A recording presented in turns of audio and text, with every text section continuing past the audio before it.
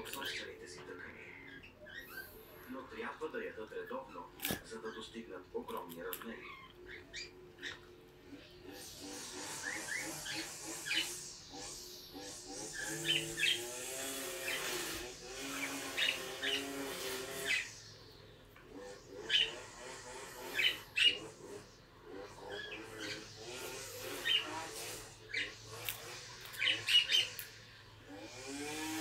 Опосумите често се прехранват и оставени.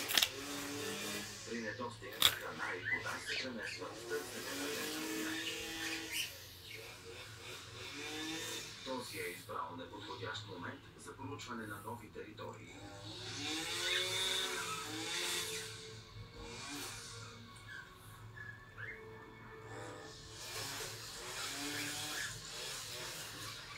Южна Флорида е по-добре да не търсуваш прекалено близо до водата.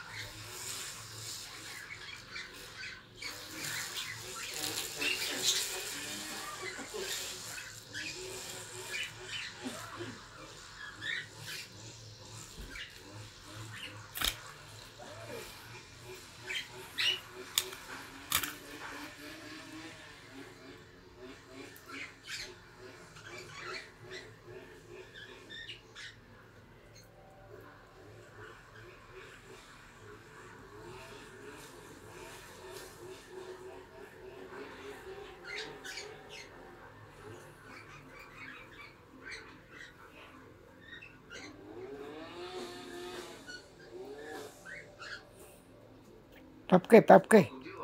Папкай де. Айде, папкай. Папкай.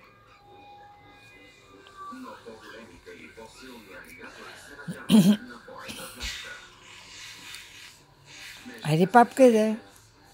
Ето.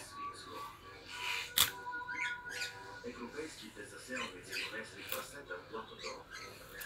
Сега популацията им е дива и нараства бързо. Свинете достигат полова зрялост на 6-месечна възраст и се слушат като зайци. Бреговете им във Флорида са малки, но ето един от тях пристига.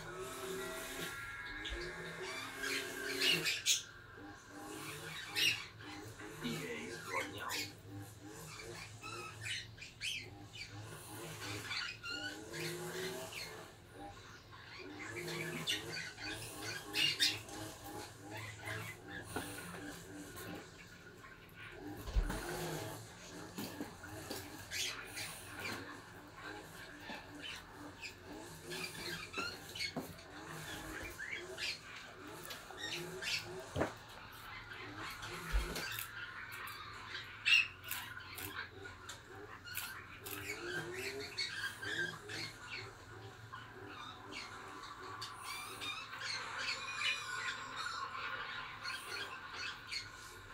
Подобно на крокодил захапал антилопата в Африка, алигаторът разкъсва свинята с смъртоносно завъртане на тялото.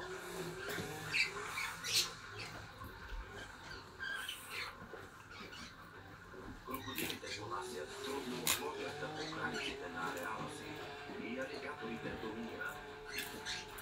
В Флорида съотношението в числеността на двата вида е 500 към 1. Алигаторите са господарите на платото. Районът не случайно е гушен с тях.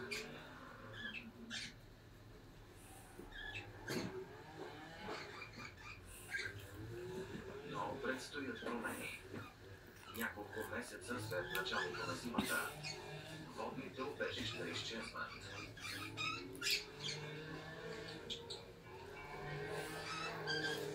Речните корита пресъхват.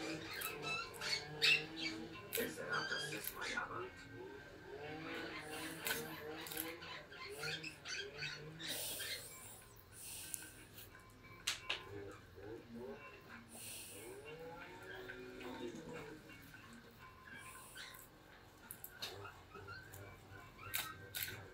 Някогашния оживен басейн се е превърнал в сухо поле, от което стълчат въздушните корени на кипарисите.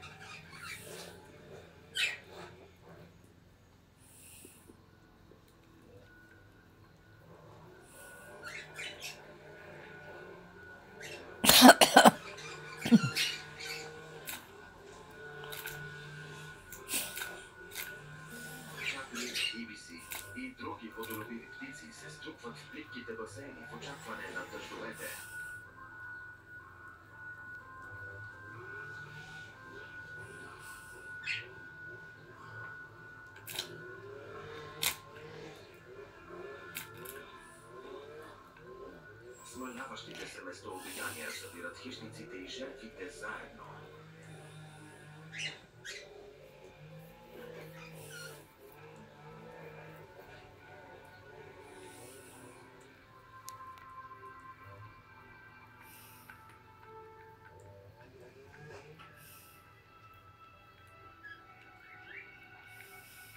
С настъпването на сухия сезон, царят е принуден да потърси друг басейн и нови източници на храна.